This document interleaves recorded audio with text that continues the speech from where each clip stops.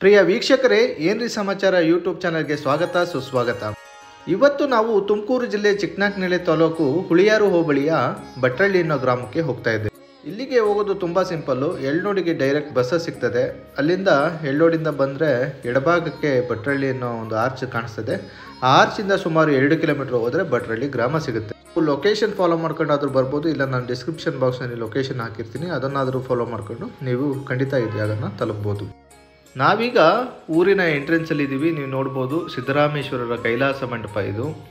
ಹಾಗೆ ಈಗ ನೋಡ್ತಿರುವಂಥ ಬಿಲ್ಡಿಂಗು ನೂತನ ವಸತಿ ಗೃಹ. ಹೋದ ವರ್ಷ ತಾನೇ ಉದ್ಘಾಟನೆ ಆಗಿದೆ.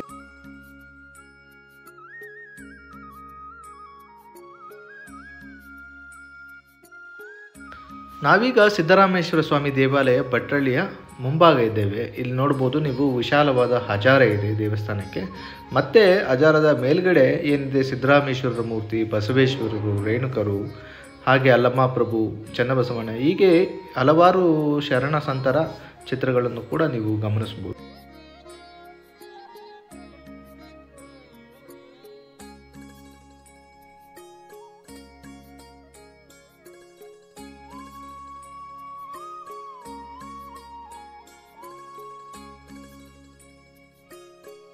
ಇದು ಸಿದ್ದರಾಮೇಶ್ವರ ದೇವಸ್ಥಾನದ ಪೂರ್ವಾಭಿಮುಖವಾಗಿರುವಂಥ ಬಾಗಿಲು. ಇದು ಕೂಡ ಒಂದು ಎಂಟ್ರೆನ್ಸ್ ಆಗಿರ್ತದೆ. ಇನ್ನೊಂದು ದಕ್ಷಿಣಾಭಿಮುಖವಾಗಿ ಒಂದು ಎಂಟ್ರೆನ್ಸ್ ಕೂಡ ಇರ್ತದೆ.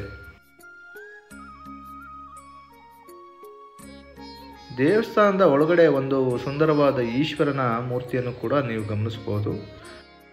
ಸಂಪೂರ್ಣ ದೇವಸ್ಥಾನವನ್ನು ಬರೀ ಕಲ್ಲಿನಿಂದ ಕಟ್ಟಿರ್ತಾರೆ. ಇಲ್ಲಿ ತುಂಬ ವಿಶೇಷವಾಗಿದೆ ದೇವಸ್ಥಾನ. ಇದು ದೇವಸ್ಥಾನದ ಮುಂಭಾಗ ಶ್ರೀ ಸ್ವಾಮಿಯವರಿಗೆ ಅಭಿಮುಖವಾಗಿರುವಂಥ ಬಸವಣ್ಣನವರ ಒಂದು ಮಂಟಪ. ಈಗ ನೀವು ನೋಡ್ತಾ ಇರುವಂಥದ್ದು ದಕ್ಷಿಣಾಭಿಮುಖವಾಗಿ ಇರುವಂಥ ಬಾಗಿಲಿನ ಹಜಾರದ ಮೇಲೆ ಇರುವಂಥ ವಿಗ್ರಹಗಳನ್ನು ನೀವು ಗಮನಿಸ್ತಾ ಇದ್ದೀವಿ. ದೇವಸ್ಥಾನದ ಆವರಣ ಕೂಡ ತುಂಬ ವಿಶಾಲವಾಗಿದೆ. ನಾವಿಲ್ಲಿ ಇನ್ನೊಂದು ಗಮನಿಸ್ಬೋದು, ಶ್ರೀ ಸ್ವಾಮಿಯವರ ಗದ್ದಿಗೆ ಇರುವಂತಹ ಒಂದು ಗರ್ಭಾಂಗಣ ಏನಿದೆ ಅದರ ಶಿಖರ ಕೂಡ ಕಲ್ಲಿನಿಂದಲೇ ಮಾಡಿರ್ತಾರೆ. ಅದು ತುಂಬ ವಿಶೇಷವಾಗಿದೆ. ಈಗ ನೀವು ನೋಡ್ತಾ ಇರುವಂಥದ್ದು ದೇವಸ್ಥಾನದ ಉಗ್ರಾಣಗಳು. ದೇವಸ್ಥಾನಕ್ಕೆ ಸಂಬಂಧಿಸಿದ ಎಲ್ಲ ಸಾಮಗ್ರಿಗಳನ್ನು ಇಲ್ಲಿ ಶೇಖರಣೆ ಮಾಡಿರ್ತಾರೆ.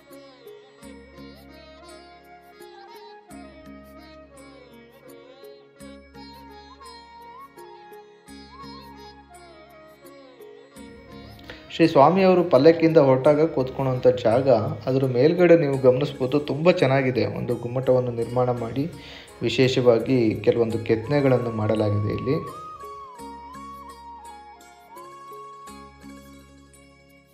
ವೀಕ್ಷಕರೇ, ಇವತ್ತು ತುಮಕೂರು ಜಿಲ್ಲೆ ಚಿಕ್ಕನಾಯಕನಹಳ್ಳಿ ತಾಲೂಕಿನ ಭಟ್ರಳ್ಳಿ ಗ್ರಾಮದಲ್ಲಿದ್ದೀವಿ. ಅಲ್ಲಿ ಕೂಡ ಸಿದ್ದರಾಮೇಶ್ವರ ಗದ್ಗೆ ಇದೆ. ಇಲ್ಲಿನ ಬಗ್ಗೆ ಅರ್ಚಕರು ತಿಳಿಸ್ಕೊಡ್ತಾರೆ. ಅರ್ಚಕರೇ, ಇಲ್ಲಿ ಯಾವ ರೀತಿ ಪೂಜಾ ಕಾರ್ಯಗಳು ಯಾವ ರೀತಿ ನಡೀತಾ ಹೋಗ್ತಾ ಇದೆ ಇಲ್ಲಿ ಅಂತ? ತುಮಕೂರು ಜಿಲ್ಲಾ ಚಿಕ್ಕನಾಯಕನಹಳ್ಳಿ ತಾಲೂಕು ಹುಳಿಯಾರು ಹೋಬಳಿ ಭಟ್ರಳ್ಳಿ ವ್ಯಾಪ್ತಿಯಾಗಿರುವ ಸಿದ್ದರಾಮೇಶ್ವರ ಸ್ವಾಮಿ ಅವರು ಸೋನಾಪುರದಿಂದ ಬಂದು ಇಲ್ಲಿ ಗದ್ಗೆ ಆದಂತೆ. ಗದ್ಗೆ ಅಂತಂದರೆ ಉತ್ತದ ರೂಪದಲ್ಲಿ ಗದ್ಗೆ ಆಗಿದ್ರು. ಆವಾಗ ಇಲ್ಲಿ ಬ್ರಾಹ್ಮಣರು 3 ಮನೆಯವರು ಇದ್ರಂತ ಆ ಕಾಲದಲ್ಲಿ. 846ರಲ್ಲಿ 846 ವರ್ಷದಲ್ಲಿ 3 ಮನೆಯವರು ಬ್ರಾಹ್ಮಣರಿದ್ದಾಗ ಹೊಸದುರ್ಗ ತಾಲೂಕು ಬನ್ನಿಕೇರಿಯಲ್ಲಿ ನಾವು ಹುಟ್ಟಿದ್ದು ಬಂದೆ. ಹುಟ್ಟಿಬಿಟ್ಟು ಅಲ್ಲಿಂದ 4 ಮನೆಯವ್ರನ್ನ ಇಲ್ಲಿ ತಂದು ಸ್ವಾಮಿ ಪೂಜೆ ಇಟ್ಕೊಂಡಿದ್ರು. ಅದರಲ್ಲಿ ಈಗ 120 ಮನೆಯವರು ನಾವು ಭಟ್ರಳ್ಳಿ ಗ್ರಾಮಸ್ಥರು ಆಗಿದ್ದೀವಿ. ಇದು ಹೆಂಗಪ್ಪ ಅಂತಂದರೆ, ದಸರಾದಲ್ಲಿ ಶ್ರೀಮುಖ ಪ್ರಿಂಟನ್ನು ವಿತರಣೆ ಮಾಡಿ ಇಲ್ಲಿ ಪಕ್ಕದ ಎಳ್ನೋಡು ಸಿದ್ದರಾಮೇಶ್ವರ ಸ್ವಾಮಿ, ನಮ್ಮ ಭಟ್ರಳ್ಳಿ ಸಿದ್ದರಾಮೇಶ್ವರ ಸ್ವಾಮಿ ಮತ್ತು ಬನಶಂಕರಿ ಎಳ್ನೋಡು ಕರಿಯಮ್ಮನವರು ದಸರಾದಲ್ಲಿ ಕೂಡ್ಕೊಂತಾರೆ. ಕೂಡ್ಕೊಂಡು ಇಲ್ಲೇದು 5 ದಿವಸ ಆಗ್ಬಿಟ್ಟು ಅಲ್ಲೇದು 9 ದಿವಸ ಜಾತ್ರೆ ಆಗುತ್ತೆ. ಅದಾದ ನಂತರ ನಡ್ಮುಡೆ ಉತ್ಸವ ಅಂತೇಳಿ ಲಾಸ್ಟ್ ವೀಕ್ನಲ್ಲಿ ನಡ್ಮುಡೆ ಮಾಡ್ತೀವಿ. ಇದಲ್ಲಾದಮೇಲೆ ಗಂಗಾದೇತಿಯನ್ನು ಮಾಡೋದು. ಕಲ್ಯಾಣಿ ಊರು ಮುಂದಿದೆ, ಭಕ್ತಾದಿಗಳು ಬಂದು ಕಲ್ಯಾಣಿ ಪೂಜೆ ಮಾಡ್ಕೊಂಡು ಮಕ್ಕಳು ಮರಿ ಮದುವೆ ಮುಂಜಿ ಒದಗೋಕ್ಕೋಸ್ಕರ ಮಾಡ್ತಾರೆ ಇಲ್ಲಿ. ಎಲ್ಲ ವೀಕ್ಷಕರು ನನ್ನ ನಮಸ್ಕಾರಗಳು. ಇದು ಭಟ್ರಳ್ಳಿಯಲ್ಲಿರೋ ಸಿದ್ದರಾಮೇಶ್ವರ. ಇಲ್ಲಿ ತ್ರಿಕಾಲ ಪೂಜೆ ನಡೀತಿರುತ್ತೆ. ಡೈಲಿ ಮೂರು ಟೈಮ್ ಪೂಜೆ ಆಗುತ್ತೆ ಇಲ್ಲಿ.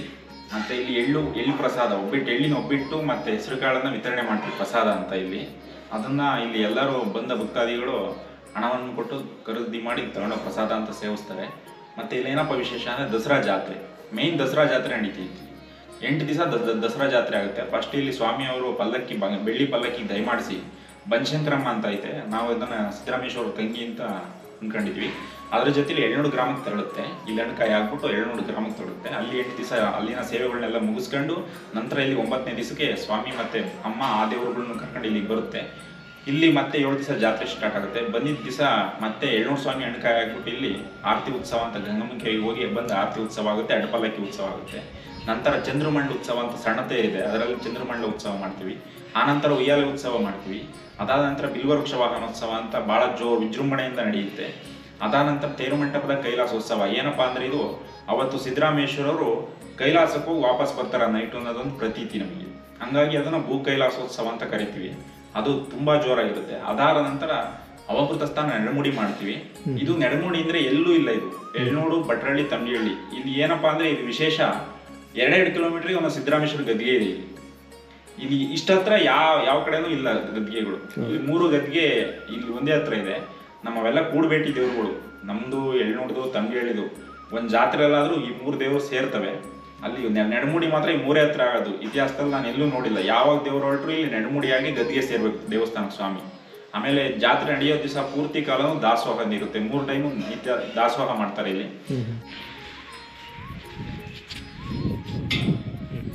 ಇದು ಕಾಲೆದ್ದ ದೋಣಿ. ಎಲ್ಲರೂ ಬಂದು ಇಲ್ಲಿ ಕಾಲೆತ್ಕೊಂಡು ಒಳಗೆ ಹೋಗ್ತೀವಿ ನಾವು.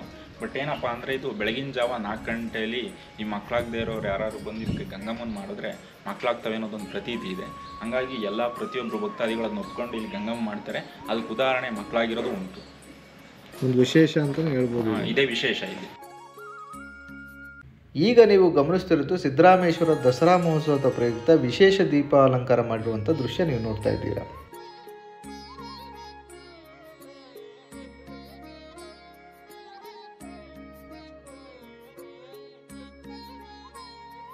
ದಸರಾ ಮಹೋತ್ಸವದ ಪ್ರಯುಕ್ತ ಶ್ರೀ ಸ್ವಾಮಿಯವರಿಗೆ ವಿಶೇಷವಾದ ಹೂವಿನ ಅಲಂಕಾರವನ್ನು ಕೂಡ ಮಾಡಿರಲಾಗುತ್ತದೆ.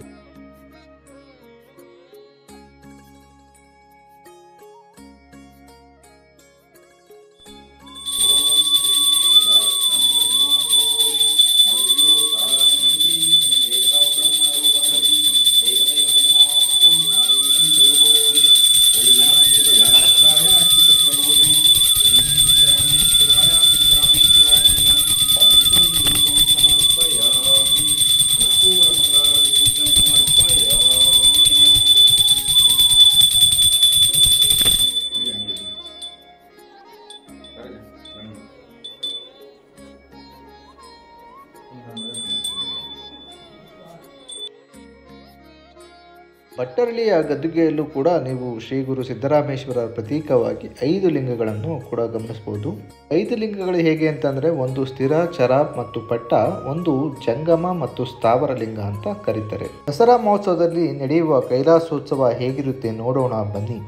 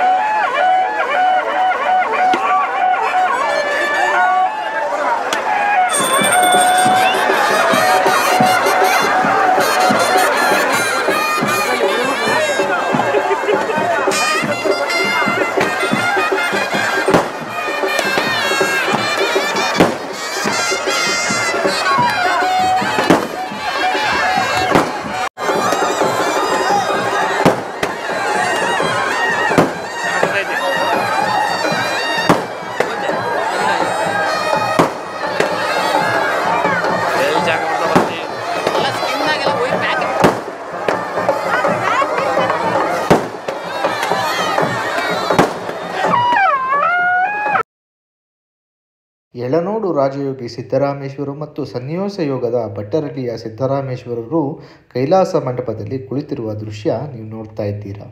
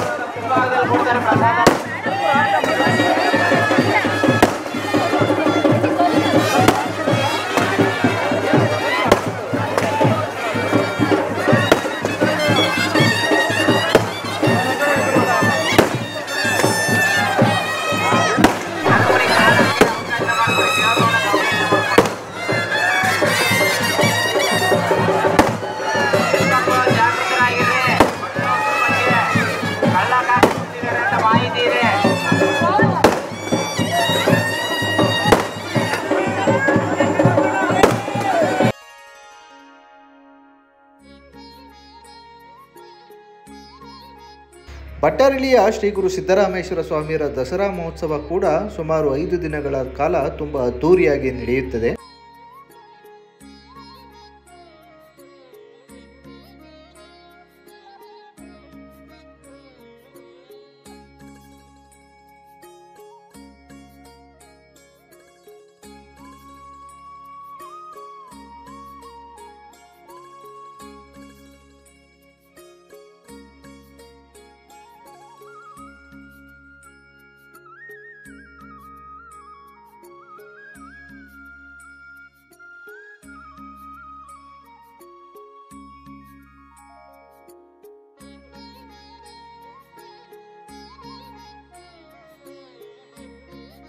ಸಿದ್ದರಾಮರ ಜಾತ್ರಾ ಸಮಯದಲ್ಲಿ ಯಾವ ರೀತಿ ಭಟ್ಟರಳ್ಳಿಯ ಒಂದು ಗ್ರಾಮ ಕಂಗೊಳಿಸುತ್ತೆ ಅನ್ನೋದ ಡ್ರೋನ್ ಮುಖಾಂತರ ಸೆರೆ ಹಿಡಿದಿದ್ದಾರೆ. ಆ ದೃಶ್ಯನ ನಾನು ನಿಮಗೆ ತೋರಿಸ್ತಾ ಇದ್ದೀನಿ. ನೀವು ನೋಡ್ಬೋದು, ಉತ್ಸವದಲ್ಲಿ ನಂದಿ ಧ್ವಜ, ಬಸವ, ನಗಾರಿ ಇನ್ನಿತರ ವಾದ್ಯಗೋಷ್ಠಿಗಳೊಂದಿಗೆ ಸಿದ್ದರಾಮರ ಒಂದು ಮೆರವಣಿಗೆ ನಡೀತಾ ಇದೆ.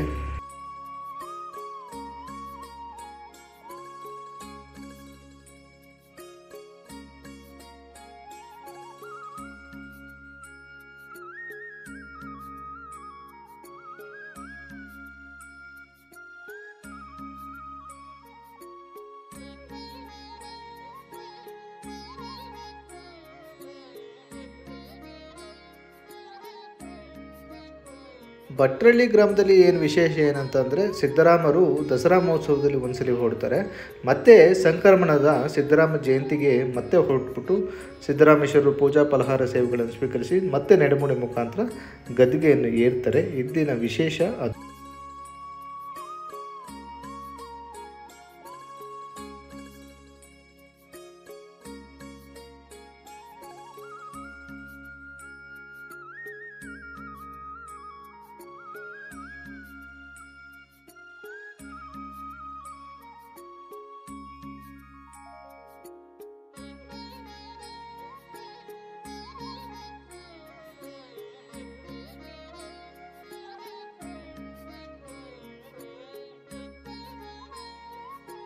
ನೀವು ನೋಡ್ತಾ ಇರುವಂಥ ದೃಶ್ಯ ಭಟ್ಟರಳ್ಳಿ ಬನಶಂಕರಿ ದೇವಿಯವರ ದೇವಸ್ಥಾನ.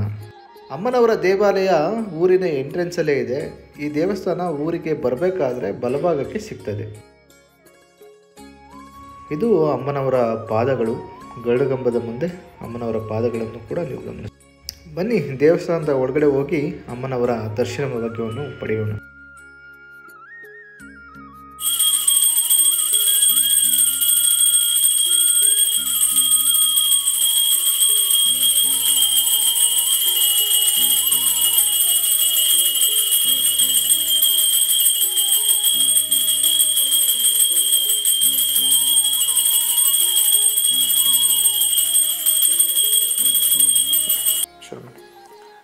ಬನಶಂಕರಮ್ಮ ಅಂತ ಸಿದ್ದರಾಮೇಶ್ವರ ತಂಗಿ ಅಂತ ನಾವೆಲ್ಲ ಅಂದ್ಕೊಂಡು ಪೂಜಿಸ್ತಾ ಇದ್ದೀವಿ.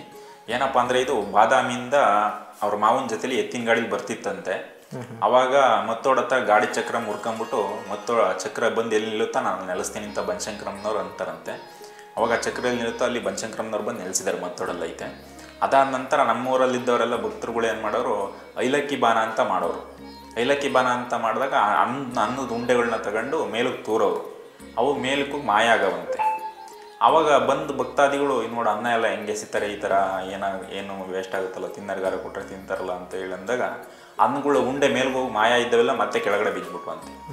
ಅವಾಗ ಇದೇನು ಹಿಂಗಾಯ್ತಲ್ಲ ಅಂತ ಅಂದಾಗ ಒಂದು ಕೋರುಡಿಗೆ ಮೇಲೆ ಬಂದ್ಬಿಟ್ಟು ಅಮ್ಮನವರು, ನಾನು ಇಲ್ಲೇ ಬಂದು ನೆಲೆಸ್ತೀನಿ ನಿನ್ನ, ಇಲ್ಲೇ ಐಲಕ್ಕಿ ಬಾನ ಅಂತ ಇಲ್ಲೇ ಮಾಡಿಬಿಡಿ, ಅದನ್ನ ಬಂದು ಭಕ್ತಾದಿಗಳು ಊಟ ಹಾಕ್ರಿ ಅಂತ ಹೇಳಿ ಹೇಳ್ತಾರೆ ಅಮ್ಮನವರು. ಕೋರುಡಿಗೆ ಮೇಲೆ ಕಳಸ ಹೊರಿಸ್ಕೊಂಡು ಐಲಕ್ಕಿ ಬಾನ ಅಂತ ಮಾಡ್ತೀವಿ. ಅದು ಯಾರು ಭಕ್ತಾದಿಗಳು ನಮ್ಮ ಇಷ್ಟಾರ್ಥ ಈಡೇರಕ್ಕೆ ಅಂತ ಅಡಿಕೆ ಮಾಡ್ಕೊಂಬಿಟ್ರೆ ಐಲಕ್ಕಿ ಬಾನ ಅಂತ ಮಾಡ್ತೀವಿ. ಅದನ್ನು ಒನಕೆಲೆ ಭತ್ತ ಎಲ್ಲ ಕೊಟ್ಟು ಅಕ್ಕಿ ಮಾಡ್ಕೊಂಡು ಇಲ್ಲೇ ದೇವಸ್ಥಾನದ ಹತ್ರನೇ ಎಲ್ಲ ಅಡುಗೆ ಮಾಡಿಬಿಟ್ಟು ಅನ್ನ ಬೆಲ್ಲ ಅದು ಮಡಿಕೆಲೆ ಮಾಡಬೇಕು. ಈ ಮದುವೆಗೆ ಏನದು ಅರಣೆ ಹಂಗೆ ತರ್ತೀವೋ ಅದೇ ಥರ ತಂದ್ಬಿಟ್ಟು ಇಲ್ಲಿ ಮಡಿಕೆಲೆ ಅಡುಗೆ ಮಾಡಬೇಕು. ಆಮೇಲೆ ಐನಾರುಗಳಿಗೆಲ್ಲ ಊಟಕ್ಕೆ ಇಟ್ಬಿಟ್ಟು ಬಂದು ಭಕ್ತಾದಿಗಳು ಊಟಕ್ಕೆ ಇಡ್ತೀವಿ. ಅನ್ನ ಬೆಲ್ಲ ಕಾಯಿ ಬಾಳೆಹಣ್ಣು ಈ ಥರ ಮಾಡ್ತೀವಿ. ಅವತ್ತು ಬಂದು ಇಲ್ಲಿ ಇದು ಜಾಗದಲ್ಲಿ ಅಮ್ಮನವ್ರಿಗೆ ರಾಶಿ ಹಾಕ್ತೀವಿ ಅನ್ನೋದು. ನೈಟೆಲ್ಲ ಪೂಜೆ ಮಾಡಿಬಿಟ್ಟು ಎಲ್ಲ ಎಡೆ ಎಲ್ಲ ಇಟ್ಬಿಟ್ಟು ನೈಟ್ ಪೂಜೆ ಮಾಡ್ಕೊಂಡು ಅಭಿಷೇಕ ಎಲ್ಲ ಮುಗಿಸ್ಕೊಂಡು ಆಚೆಗೆ ಹೋಗ್ತೀವಿ. ಕದ ಹಾಕ್ಕೊಂಡು ಬೆಳಗಿನ ಜಾವ ಒಂದು 5 ಗಂಟೆ ಅಷ್ಟೊತ್ತಿಗೆಲ್ಲ ಪೂಜೆ ಪುನಸ್ಕಾರ ಮುಗಿಸಿ ಆಚೆಗೆ ಹೋಗ್ತೀವಿ. ಅದು ಒಂದು ಸ್ವಾಮಿ ದೇವಸ್ಥಾನದ್ದು ಪೂಜೆ ಆಗಿ ಜಾಗಟೆ ಆಗುತ್ತಲ್ಲ, ಆ ಟೈಮಿಗೆ ಇಲ್ಲಿ ಗಂಟೆ ಬಾರಿಸುತ್ತೆ. ಇನ್ನು ಇವಾಗಲೂ ಇಲ್ಲಿ ಗಂಟೆ ಬಾರಿಸುತ್ತೆ. ಆವಾಗ ಅದನ್ನು ಬಂದು ಅಮ್ಮನವ್ರು ಸ್ವೀಕರಿಸಿದ್ದಾರೆ ಅಂತ ನಮಗೆ ಮನದಟ್ಟಾಗುತ್ತೆ. ಆ ಜಾಗಟೆ ನಿಂತಾದ್ಮೇಲೆ ಬಂದು ಇಲ್ಲಿ ಕರ್ಪೂರ ಹಚ್ಚಿ ಹಾಕ್ಬಿಟ್ಟು ಕದಗಳನ್ನೆಲ್ಲ ತೆಗೆದ್ಬಿಟ್ಟು ಹಿಡ್ಗಾಗ್ಬಿಟ್ಟು ಕದ ತೆಗಿತೀವಿ. ಅನ್ನ ಎಲ್ಲ ಕೆದ್ದಿರೋದು ಬಾಳೆಹಣ್ಣೆಲ್ಲ ಜರುಗಿರೋದು ಈ ಥರ ಆಗಿರುತ್ತೆ. ಅದು ಈ ಬನಶಂಕರಮ್ಮನವರ ಒಂದು ವಿಶೇಷ. ಇದು ಭಟ್ರಳ್ಳಿಯ ಒಂದು ಮಲ್ಲಿಕಾರ್ಜುನ ಸ್ವಾಮಿ ದೇವಾಲಯ. ಇದು ಕೂಡ ಪುರಾತನ ದೇವಾಲಯ, ಸುಮಾರು ವರ್ಷ ಹಳೆಯದು. ಬನಶಂಕರಿ ದೇವಾಲಯದ ಪಕ್ಕದಲ್ಲೇ ಕೂಡ ಇದೆ. ಇದು ಬಸವಣ್ಣನವರ ದೇವಾಲಯ. ಈಗ ನೀವು ಗಮನಿಸ್ತಿರೋದು ಶ್ರೀ ಸ್ವಾಮಿಯವರ ಒಂದು ಕಲ್ಯಾಣಿ.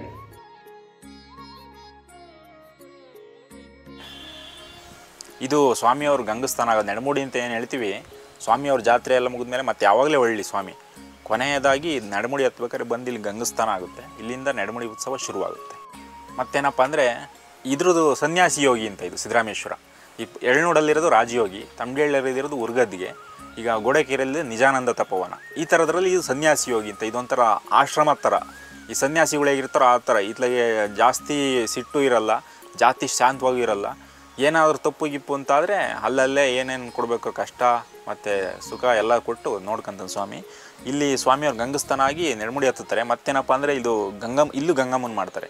ಇಲ್ಲಿ ರಾತ್ರಿ 10 ಗಂಟೆ ಮೇಲೆ ಎಲ್ಲ ಜನಗಳು ಮಲಗಿದ ಮೇಲೆ ಮಕ್ಕಳಾಗದೇ ಇರೋರು ಮತ್ತು ಮದುವೆ ಆದವರು ಎಲ್ಲ ಬಂದು ಇಲ್ಲಿ ಗಂಗಮ್ಮನ ಮಾಡ್ತಾರೆ. ಇದಾದಮೇಲೆ ಬೆಳಗಿನ ಜಾವ ಎದ್ದು ಅದು ತೋರಿಸಿದೀವಲ್ಲ ಆವಾಗಲೇ ಕಾಲೆದ್ದ ದೋಣಿ ಅಂತ ದೇವಸ್ಥಾನದೊಳಗೆ ಅಲ್ಲಿ ಮಾಡ್ತಾರೆ. ಇವೆರಡೂ ಮಾಡಿದವ್ರಿಗೆ ಪ್ರತಿಫಲ ಸಿಕ್ಕಿರೋದಂತೂ ನಿಜ. ಸುಮಾರು ನಮಗೆ ನಾವು ಕಾಣಂಗೆ ಸಹ ಆಗಿದೆ. ನಾವು ಅರ್ಚಕರೇ ಮತ್ತೆ ಇಲ್ಲಿ ನಾನು ಮಾಡಿಸಿದ್ದೀನಿ ಕೆಲವೊಂದು ಜನಗಳಿಗೆ, ಅವ್ರಿಗೂ ಸಹ ಫಲ ಸಿಕ್ಕಿದೆ. ಈಗ ಮೊನ್ನೆ ಇನ್ನು ನಮ್ಮ ಸಿಸ್ಟರ್ಗೆ ಮಾಡಿಸಿದೀವಿ, ಅವ್ರಿಗೂ ಸಹ ಇಲ್ಲಿ ಪ್ರತಿಫಲ ಸಿಕ್ಕಿದೆ. ಹಂಗಾಗಿ ಒಂದು ವಿಶೇಷ ಸ್ಥಳ ಅಂತ ಇದೊಂದು ವಿಶೇಷ ಸ್ಥಳ, ಅದೊಂದು ವಿಶೇಷ ಸ್ಥಳ. ಅದು ನೋಡಿದ್ದು ಬಸವಣ್ಣನ ಗದ್ಗೆಗಳು. ಇಲ್ಲೆಲ್ಲ ಬಸವಣ್ಣಗಳನ್ನೆಲ್ಲ ನಾವು ಏನೇ ಬಸವಣ್ಣಗಳು ತೀರೋದವನ್ನೆಲ್ಲ ಇಲ್ಲೇ ಬಸವಣ್ಣಗಳನ್ನೆಲ್ಲ ಮಣ್ಣು ಮಾಡ್ತೀವಿ.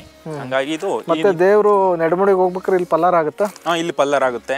ಅದು ಎಳ್ನೂಡಿಗೆ ಹೋಗ್ಬೇಕಾದ್ರೆ ಎಳ್ನೂರು ದೇವರು ನಮ್ಮೂರು ದೇವರು ಎಲ್ಲ ಕೂತ್ಕೊಂಡು ಹಜಾರದಲ್ಲಿ ಪಲ್ಲಾರ ಆಗುತ್ತೆ. ಇಲ್ಲೂ ಪಲ್ಲಾರಾಗಿ ಕೊನೆಗೆ ಎಳ್ನೂರು ದೇವರು ಎಳ್ನೂಡಿಗೆ ತೆಳುತ್ತೆ. ಇಲ್ಲಿ ಭೇಟಿ ಇನ್ನೊಂದು ವಿಶೇಷ ಏನಪ್ಪಾ ಅಂದರೆ ಈ 3 ದೇವರು ಸೇರಿದಾಗ ಒಂದು ಭೇಟಿ ಅನ್ನೋದೊಂದು ಕೊಡಿಸ್ತೀವಿ. ಅದನ್ನು ನೋಡೋಕ್ಕೆ 1000 ಜನ ಬಂದು ಸೇರ್ತಾರೆ ಇಲ್ಲಿ. ಅದೊಂದು ವಿಶೇಷತೆ ಇಲ್ಲಿ.